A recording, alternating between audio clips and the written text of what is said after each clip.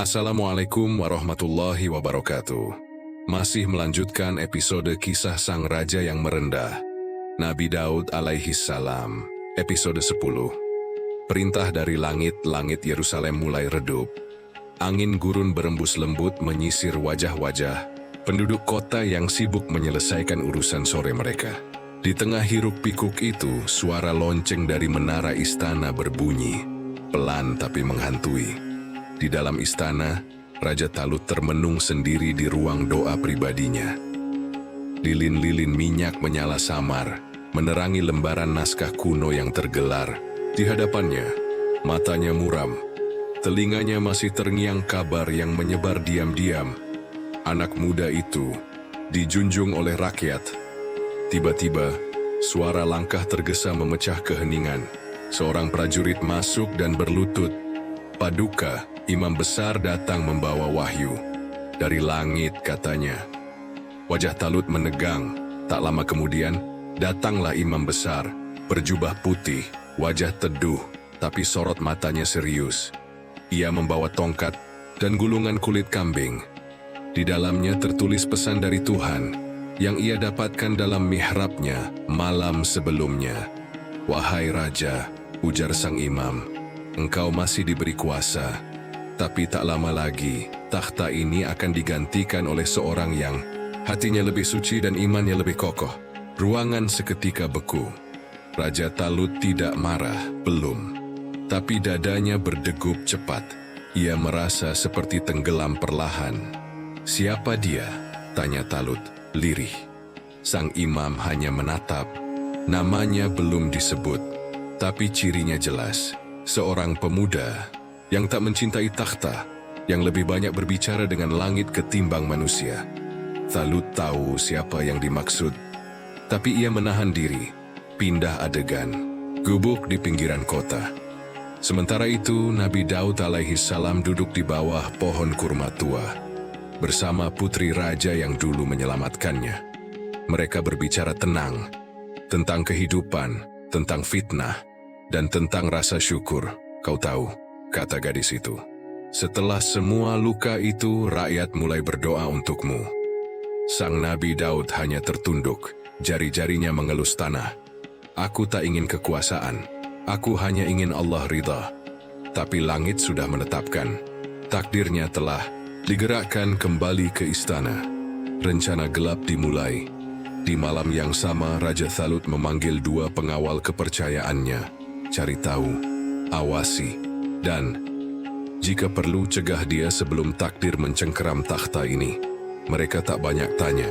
Bayangan malam menyelimuti lorong-lorong istana.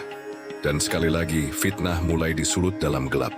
Episode 11 dipanggil oleh langit. Hari itu langit cerah, tapi hati sang pemuda diliputi tanda tanya.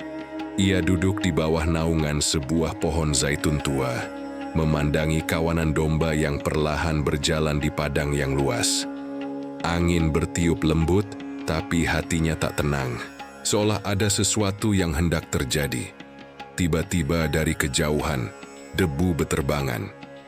Seekor kuda putih mendekat cepat. Penunggangnya berpakaian bersih, berwibawa, dan membawa simbol dari rumah ibadah utama di kota Yerusalem. Imam besar mengutus seseorang untuk menjemputnya. Kau dipanggil. Hari ini juga bukan oleh raja, tapi oleh langit. Sang pemuda terdiam. Matanya menatap jauh ke barat, ke arah kota yang megah dan istana yang menjulang. Adegan di rumah ibadah tertinggi, di dalam ruang suci yang hanya dimasuki oleh para nabi dan imam. Sang pemuda berdiri di hadapan imam besar. Lantunan zikir menggema pelan dari lorong-lorong batu.